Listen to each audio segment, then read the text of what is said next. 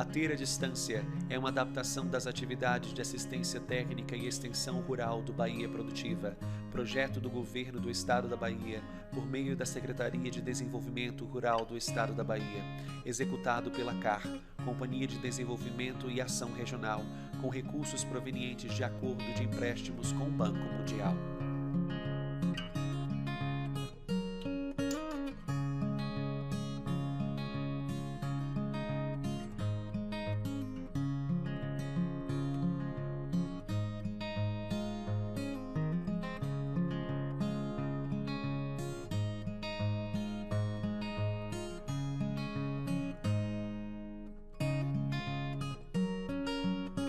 Bom dia a todas e a todas.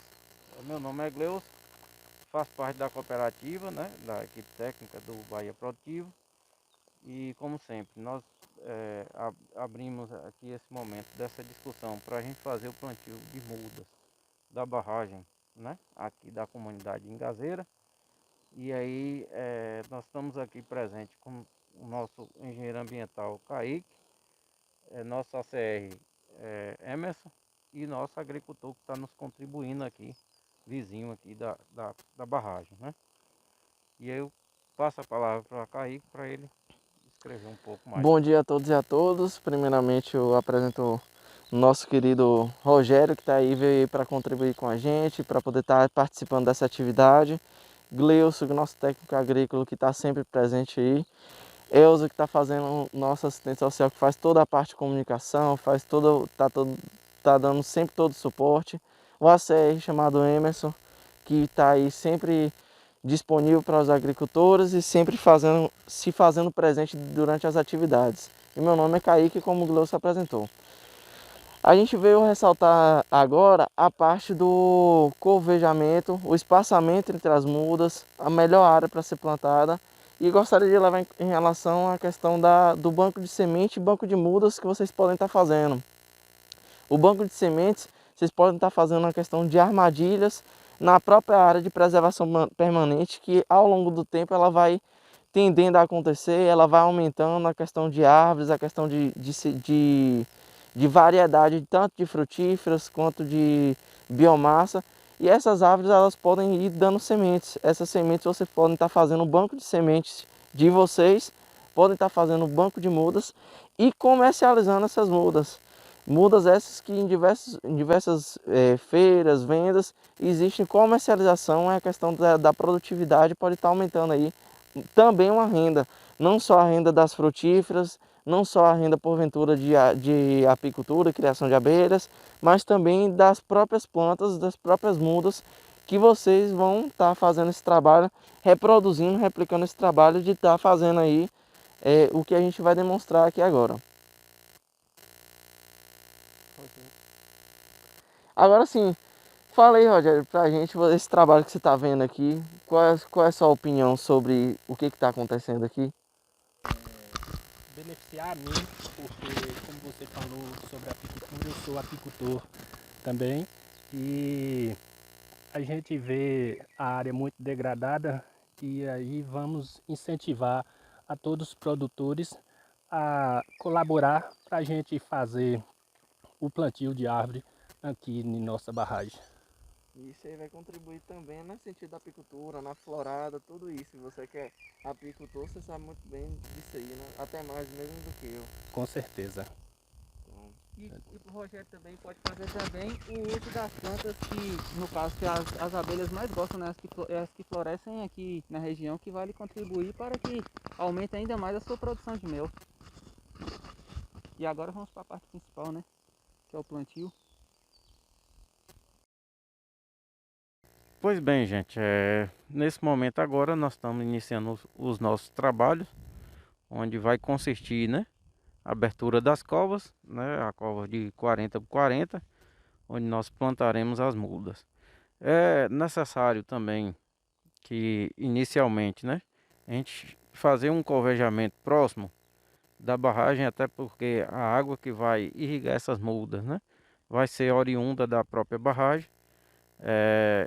O espaçamento que nós estamos trabalhando é um espaçamento de 10 em 10 metros. Nós estamos colocando uma muda, até porque a nossa quantidade de mudas ela ainda é pequena, mas o espaçamento de 10 em 10 mudas, de 10 em 10 metros, né?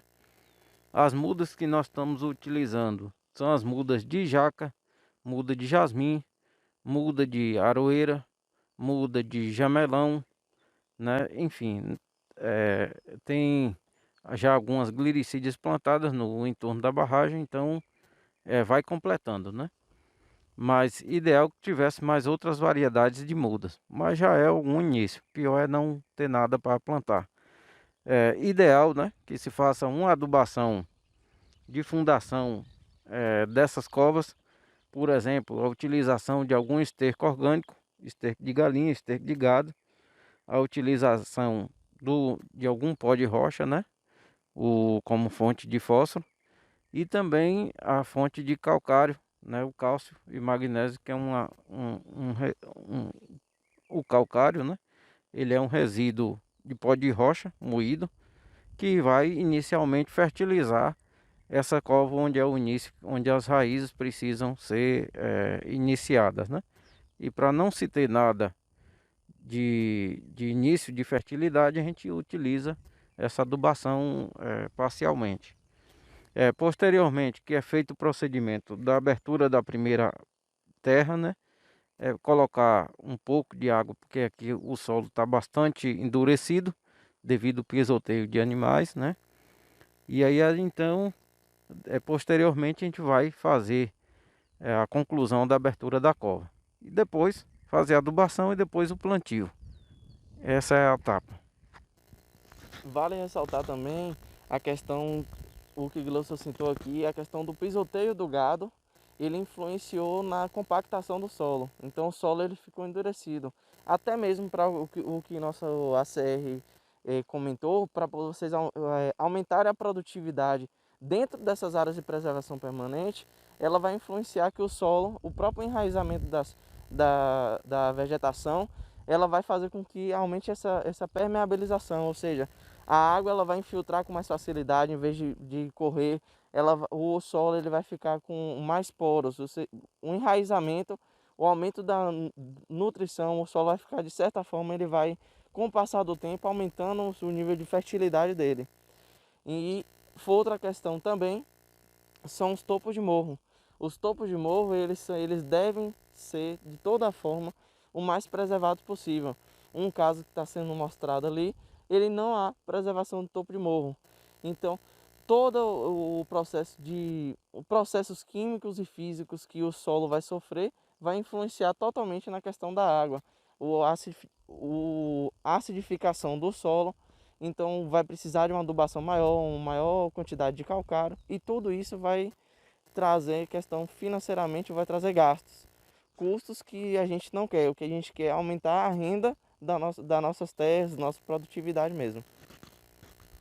E nessa questão também para o produtor, principalmente o agricultor familiar, o que ele puder evitar de gastos, o mais possível de gastos que ele puder evitar, para ele seria uma rentabilidade maior, seria melhor para ele. E também a questão dessa questão do reflorestamento, ele vai estar tendo renda e não vai precisar estar trabalhando constantemente aqui, né? Porque no caso aqui no caso o meio ambiente que vai estar fornecendo um lucro para ele, sem ele precisar estar tendo tanto trabalho assim. Então, naturalmente, esses processos eles o agricultor ele vai começar um ciclo, e o próprio meio ambiente, a própria natureza vai renovando esse ciclo ao longo do tempo. Essa questão do solo, da acidez do solo, ela vai influenciar até mesmo na qualidade da água que se acumula na barragem. Essa água que vai ser usada para irrigação, essa barragem aqui ela pode ser usada também na piscicultura, que é, ou seja, criação de peixes, que é outra fonte de renda que pode estar sendo pensada. E aí a qualidade do solo que vocês estão levando em consideração, ela vai influenciar tanto na questão da terra mesmo, quanto na da água, e a água que vocês vão jogar na plantação, e porventura pode se pensar também em outra fonte de renda nessa mesma água, nessa mesma área. Bom pessoal, aqui nós temos a muda de jasmim, e agora Glaucio vai falar um pouquinho sobre essa planta. Pessoal, é o seguinte, esse jasmim, ela é a mesma planta chamada cianomomo. Ele tem vários apelidos em outras regiões afora. Alguns chamam de saboneteira, outros chamam de jasmim, outros chamam de Santa Bárbara, né? Então tem vários nomes. Na verdade, a mesma planta, o nome científico dela é cianomomo. Ela é uma planta que tem um crescimento rápido, bastante assim volumosa no sentido de criar biomassa, né? Que ela tem bastante rica em folha. Serve de morão na fase adulta quando tem cerne, né? Ela tem um cerne bem. E é uma planta que pode substituir a questão da lenha, né? Nativa como alternativa, né? Ela é uma planta que cresce rápido. No estado adulto, ela chega a produzir 1,5 m, 1,5 m a 2 metros de lenha a cada 2 anos, né? Então o produtor ele pode fazer o corte dos galhos dela e armazenar. Também é uma planta que serve para você construir móveis, né? A madeira é de excelente qualidade. No manejo ereto da planta, né? Pelo produtor, ele futuramente ele pode ter pranchões, ele pode ter tábuas, ripas, né? Então possivelmente pode ser feito o plantio dessa muda em qualquer espaço, tanto na área de cultivo quanto na área de preservação permanente. Agora nós temos aqui para apresentar para vocês a muda de jaca. E Gleuson mais uma vez vai explicar um pouquinho sobre a jaca. Como o próprio nome já diz, é uma jaca, né? Então essa planta ela é inserida também nas áreas de preservação permanente, com um intuito, né, de além de ser uma planta que também a madeira dela é de boa qualidade, mas o objetivo dela é de fazer o refúgio dos animais silvestres, né? A jaca ela é uma fonte de alimento que vai alimentar os animais, principalmente os animais silvestres da região, né? Voltada à fauna, à flora, né? Então a jaca ela complementa esse leque de preservação permanente, né? Essa é uma jaca mole que vai servir de alimento para os animais.